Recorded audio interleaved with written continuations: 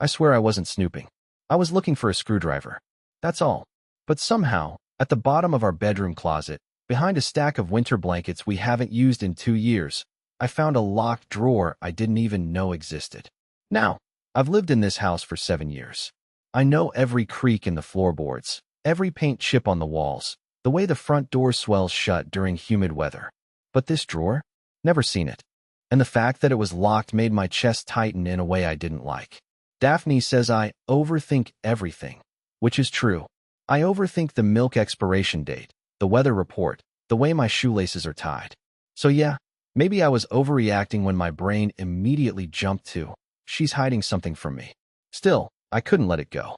All weekend, that drawer sat there in my head like an itch I couldn't scratch. Every time she left the room, I found my eyes drifting toward the closet door. It didn't help that she suddenly seemed more protective of our bedroom than usual, closing the door behind her, folding laundry in there instead of in front of the TV like we always did. By Monday morning, I had a plan. Not a proud plan. A desperate, I've watched too many crime dramas kind of plan. I took her spare car key from the hook by the door, she never notices, and headed to the hardware store for a small set of lock picks.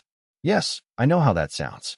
When I finally cracked the drawer open that night, my heart was pounding so hard I could feel it in my fingertips.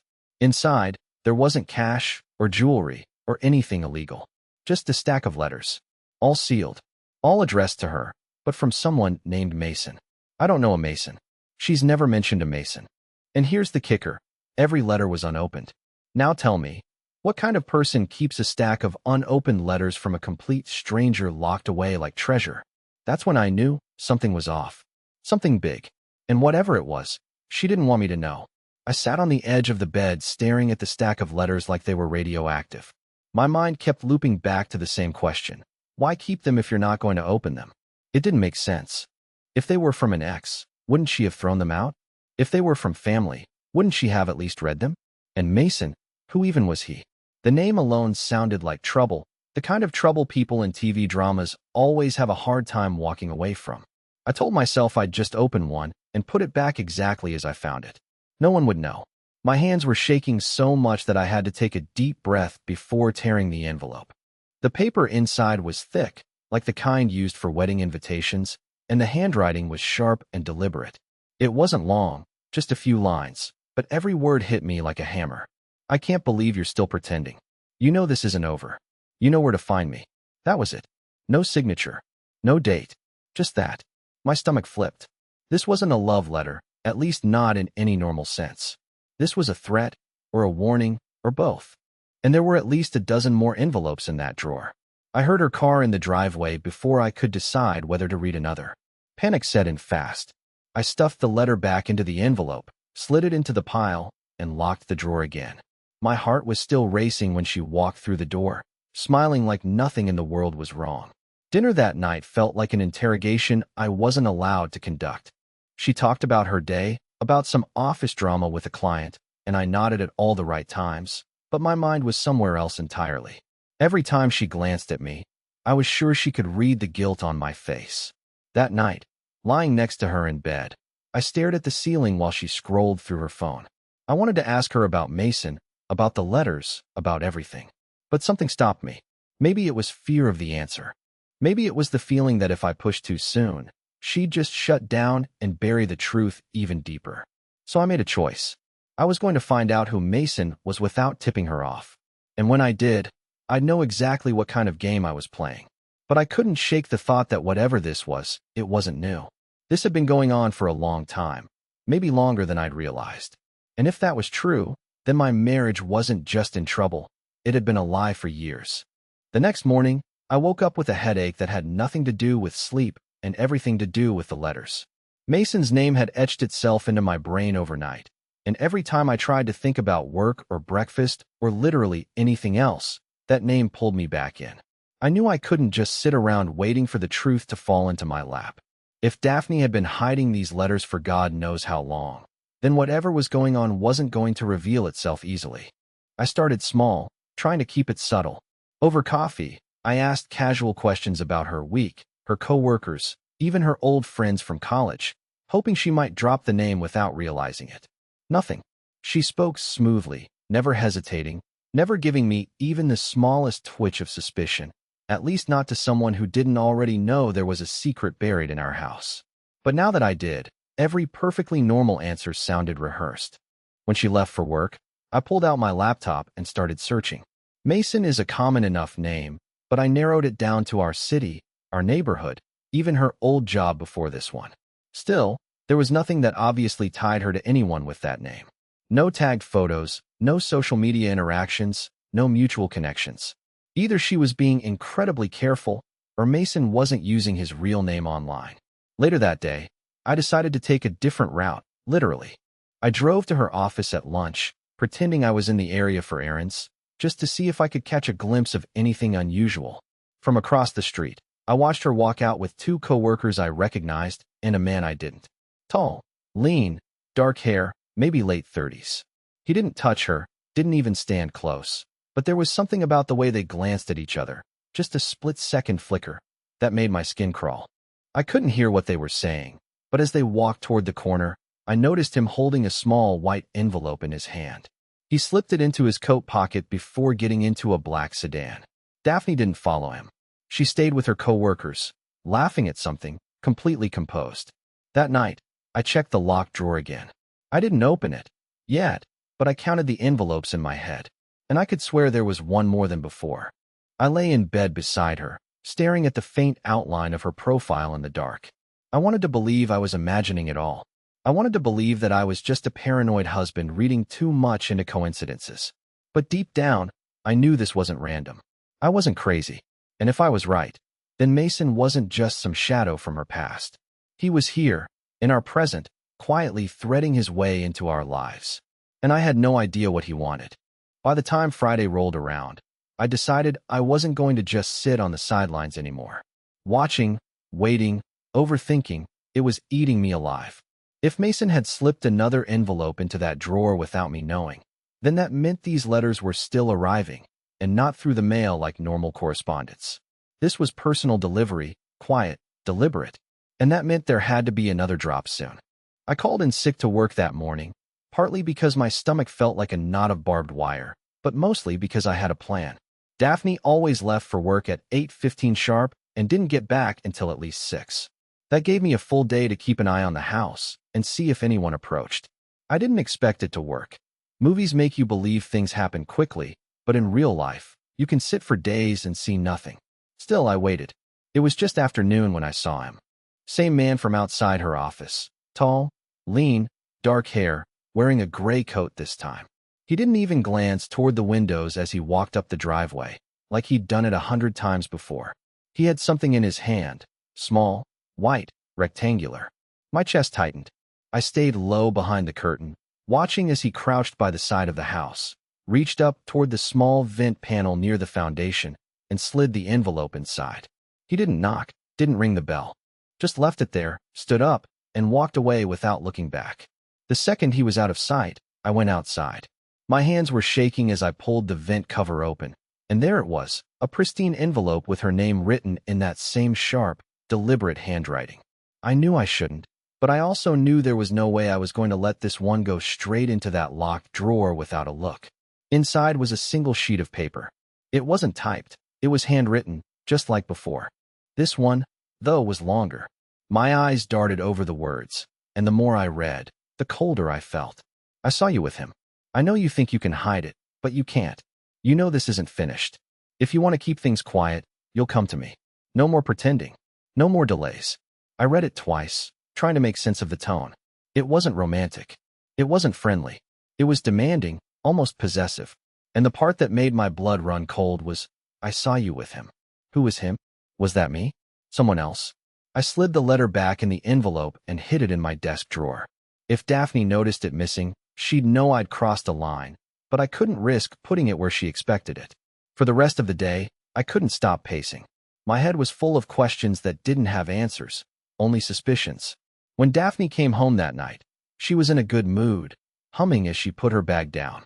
I watched her closely, waiting to see if she'd check the vent, if she'd noticed the letter wasn't there. But she didn't go anywhere near it.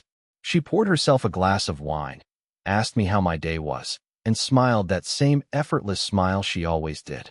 But I couldn't unsee the truth now. Mason wasn't just a ghost from her past. He was here. He was watching her. And maybe, just maybe, he was watching me too. I didn't sleep that night. Every creak of the house, every passing car in the street, had me staring into the dark like I was waiting for something to happen. Mason's words from that letter kept circling in my head. I saw you with him. It felt like he was talking directly to me, even though logically I knew he couldn't have been, right? The more I thought about it, the less sure I became. And the fact that Daphne hadn't even gone looking for the envelope yet was unsettling in a whole new way. Did she already know it would be there? Or worse, had she already met him that day and gotten whatever message he wanted to give her? By morning, I decided I wasn't just going to sit back and watch anymore. If I wanted answers, I'd have to get close enough to this guy to see what he was doing when Daphne wasn't around. That meant following him, which, admittedly, I had no real skill at. My entire stealth experience came from binge-watching crime dramas and once sneaking up on my neighbor's cat for a laugh. Still, I was desperate enough to try. The first problem was finding him. I didn't even know where he lived, but I remembered the black sedan from outside her office, the same one he'd left in before. So, I parked my car 2 blocks from her building and waited in a little coffee shop across the street with a perfect view of the entrance. It took almost 3 hours, long enough for me to drink too much caffeine and start questioning all my life choices, before I saw him. Same lean frame, same careful, deliberate way of moving. He walked out alone this time, scanning the street just once before unlocking his car. I left my coffee half finished and followed at a distance. It was harder than I expected, not losing him at stoplights, not getting too close, but adrenaline does strange things to your brain. He drove out of the city and into a part of town I almost never visit, full of aging warehouses and narrow back streets. Finally, he pulled into a small parking lot behind what looked like an abandoned print shop. I parked around the corner and waited, expecting him to just disappear inside. But instead, he met someone. A woman tall, dressed in a dark coat with her hood pulled up. They stood there for a few minutes, talking in low voices, and then he handed her something small, an envelope. My pulse kicked up hard. Was she part of this too? Was Mason running some sort of network of secret messages? Then, out of nowhere, Mason's head turned slightly. Not enough to fully look my way, but enough that a jolt of panic shot through me. Did he see me? My fingers tightened on the steering wheel. I slouched low in my seat, trying to look like I was just another guy waiting for someone, but my mind was screaming at me to leave. They wrapped up their conversation, and Mason got back in his car. I had a split-second choice. Keep following and risk being spotted, or get out of there before things got worse. I chose to follow, telling myself that if he caught on, I could just pretend I was lost. But as he pulled out onto the street, something happened that made my blood run cold. He didn't head back toward the city. He drove straight toward my neighborhood. And when he turned onto my street without hesitation, I realized this wasn't just about Daphne anymore. Mason already knew exactly where I lived. When Mason's car slowed in front of my house, I nearly stopped breathing. He didn't pull into the driveway, didn't even pause for more than a few seconds, but it was enough to send a sharp chill down my spine. I'd been telling myself all this time that I was the one watching him, but in that moment, I understood something I hadn't wanted to admit. He'd been watching me for far longer, maybe even before I knew he existed. I followed him from a distance as he drove past, heart pounding so loudly I could barely hear the hum of my engine. He didn't look back once, like he was so certain I wouldn't do anything reckless in my own neighborhood. 2 streets over, he merged into heavier traffic and eventually disappeared, leaving me sitting there with my knuckles white on the steering wheel. I stayed there for a few minutes, forcing myself to breathe, then drove home slowly, scanning the street for anything out of place. When I walked inside, the air felt wrong. I don't know how else to describe it. The house looked the same, the couch where it always was, the faint smell of coffee from the morning, the soft ticking of the clock in the kitchen, but something in my gut twisted like I'd walked into a space that wasn't entirely mine anymore. I tried to shake it off, but when I got to the bedroom, I saw the first thing that made my stomach drop. The locked drawer was closed, but the key I'd hidden behind a loose floorboard in the closet was sitting neatly on top of the dresser. I froze. I hadn't taken it out. I hadn't even looked at it since I opened the drawer the first time. My hands were clammy as I bent down to check the floorboard, and sure enough, it was slid back into place perfectly, Like whoever had been there knew exactly where to find the key and exactly how to leave it, so I'd second-guess myself. I unlocked the drawer, and everything looked normal. Same stack of letters, same neat order, except for one detail. The envelope I'd taken earlier, the one I'd hidden in my desk, was back in the drawer. That meant someone had been in the house, in my desk, and had returned it without leaving a single sign of forced entry. And it couldn't have been Daphne. She was at work when I intercepted that letter, and I'd been home since she got back. I stood there in the middle of the room, trying to wrap my head around it. If Mason had been inside, what else had he seen? Had he gone through my things? Was he leaving these letters as some twisted game, knowing I'd eventually take the bait? When Daphne came home later, I watched her every move, waiting for some sign she knew about the intrusion. But she acted perfectly normal, asking about dinner, talking about her day. I couldn't tell if she was genuinely oblivious or if she was performing for my benefit. Either way, I knew two things for certain. Mason had crossed a line, and the game was already in my house. I couldn't pretend anymore. The house didn't feel like mine, and Daphne didn't feel like the person I married. I spent that entire evening pacing, plotting, trying to make sense of everything. But the more I thought about it, the more I realized that nothing was going to get better if I just sat back and waited for answers. I had to do something. But what? The problem was simple. Mason was inside my house, and he was moving with a precision that scared me. He didn't just break in. He didn't leave a trail. He knew exactly how to get in and out without a sound, without leaving anything behind. That wasn't just creepy, it was personal. I spent most of the night rethinking every detail. I didn't want to jump to conclusions, but the evidence was stacking up. The envelope that appeared in the drawer when I'd already hidden it, the way the key had been left in plain sight, and the unmistakable feeling that someone had been watching me for much longer than I realized. I couldn't just confront Daphne. I didn't even know if I could trust her anymore. It was clear she was hiding something, but the more I thought about it, the more I feared that she wasn't the only one involved in this twisted game. That's when the idea came to me. I would set a trap. I wasn't proud of it. It felt desperate, reckless, but I knew it was the only way to get to the truth. It wouldn't be easy. It wouldn't be comfortable. But if Mason was coming in and out of my house with no issues, then he'd have to leave some sign, some clue that could confirm what I already feared, that I was being watched, that he was planning something, and that whatever it was bigger than I could handle on my own. So I did what any person who was pushed to their breaking point would do. I staged it. I started by planting an old jacket I hadn't worn in years on the couch, then set the locked drawer just slightly ajar. I'd never left it that way, but if Mason was still coming in, I needed him to believe I wasn't paying attention. I moved the papers around, leaving some of the envelopes slightly visible but not in plain view. I even wiped down the desk, erasing any sign I'd been there. Then, I set the final piece into motion. At the exact time I knew Daphne would be out, I set up a camera in the corner of the living room, angled perfectly toward the desk. If someone came in, I needed to catch them in the act. I wanted to know everything. Who they were, what they wanted, and why they thought they could just waltz into my life like this. I left the house just as I would on any normal day, but instead of heading to work, I stayed parked just down the street, watching my own house from behind tinted windows. The waiting was the worst part. It felt like the air was thick with tension. Every car that passed made my heart race, but still, nothing happened. The minutes dragged into hours. It was almost like I had imagined it all, like maybe my mind had created this elaborate conspiracy because I was afraid of facing the truth. But then, just as I was about to give up, I saw him. Mason's car slowly turned into the street, and my stomach dropped. He didn't park in front of the house like he had before. This time, he pulled into the alley behind my property, just out of sight. My grip tightened on the steering wheel. I knew he'd seen the trap, and I wasn't sure whether I was more relieved or terrified. I stayed put, watching as he slipped through the gate in the backyard. He moved quickly, deliberately, like someone who had done this 100 times. And for a moment, I had to wonder, had he always been here? Had he been watching us for longer than I even knew? When he reached the back door, he didn't hesitate. He pulled out a small tool, inserted it into the lock, and within seconds, the door clicked open. I felt my heartbeat in my throat. He was in. I stayed frozen in the car, watching through the small crack in the blinds.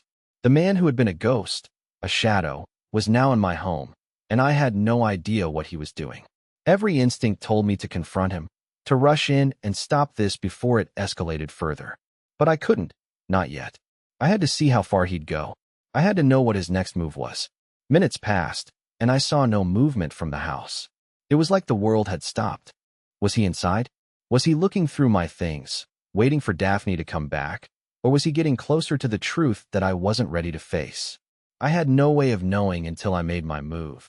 But by then, the danger had already come too close to home. I waited. I waited as Mason's shadow moved silently through the house, probably rifling through my things, touching the edges of our lives like he had every right to. But something inside me snapped. I couldn't let this continue. I couldn't let my life be dictated by fear, by this unknown enemy that had somehow wormed his way into every corner of our home. I threw the car into gear and drove up the street, my heart pounding. By the time I reached the driveway, I didn't know what I was walking into. Was Mason still in the house? Was he standing in front of Daphne, telling her the truth about whatever twisted game they'd been playing all along? But when I opened the door, everything was eerily quiet. The house was still. No signs of struggle, no mess.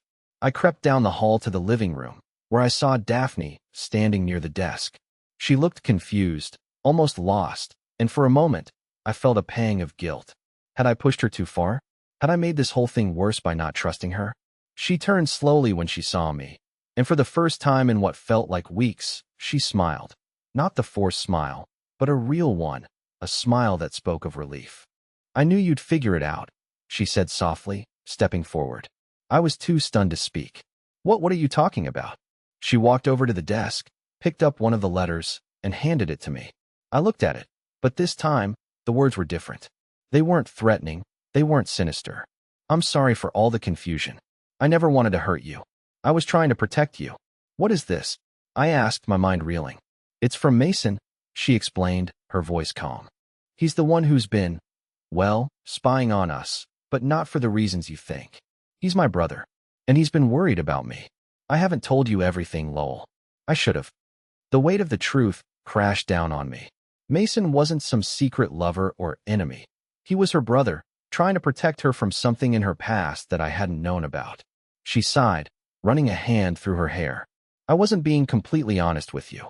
There's a part of my life I kept hidden, and Mason was just trying to keep tabs on me, make sure nothing from my past came back to hurt us." I was speechless, staring at the letter. It was all starting to make sense now. The secrecy, the locked drawer, the tension. She hadn't been cheating, and Mason hadn't been trying to tear us apart. He'd been trying to protect her from something dark that had followed her. "I should have told you," she continued, her voice breaking a little. "But I was afraid you wouldn't understand. I didn't want you to think I was hiding something, but I was.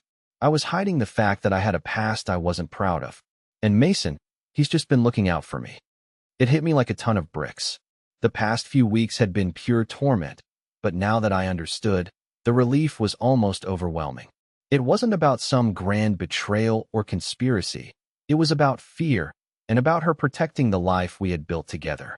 I took a deep breath and looked her in the eyes. "I've been a fool.